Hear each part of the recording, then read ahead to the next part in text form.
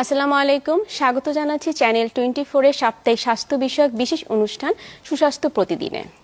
প্রতিটি সুস্থ নারীর জন্য এই বিষয়ের তথ্যগুলো জানাটা অত্যন্ত জরুরি।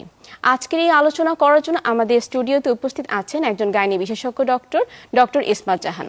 আমরা স্বাগত জানাচ্ছি ডক্টরকে আমাদের স্টুডিওতে আজকে উপস্থিত থাকার জন্য। আপনি কজের মধ্যে হচ্ছে একটা খুবই গুরুত্বপূর্ণ একটা কারণ বললেন, সেটা হচ্ছে পলিসিস্টিক ওভারিয়ান সিনড্রোমের কথা যেটা বললেন। আমরা জানি যে পলিসিস্টিক ওভারিয়ান সিনড্রোমে হচ্ছে আমাদের পিরিয়ডের একটু এলোমেলো হয়ে যাচ্ছে, তাহলে এটার আসলে কারণগুলো কি হতে পারে?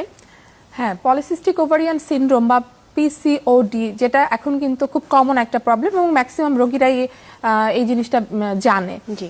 তো পিসিওডিতে দেখা যায় যে সবচেয়ে মেইন প্রবলেম যেটা হয় যে হরমোনাল ইমব্যালেন্স, এবং এখানে ইনসুলিন, একটা বডিতে যে ইনসুলিন থাকে সেটা রেজিস্ট্যান্স ডেভেলপ করে, সেন্সিটিভিটি থাকে না।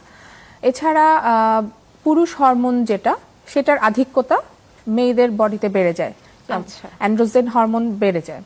এছাড়া দেখা যায় যে এই যে পলিসিস্টিক ওভারি নিয়ে যারা আসে তাদের দেখা যায় ম্যাক্সিমাম পেশেন্টই আমাদের কাছে খুব ওবেজ পেশেন্ট থাকে বা স্থূলতা নিয়ে আসে। তাদের ক্ষেত্রেও হরমোনাল ইমব্যালেন্সের কারণে দেখা যায় যে এই যে পলিসিস্টিক ওভারিয়ান সিনড্রোম, সেটার সাথে ওবেসিটির একটা রিলেশন আছে।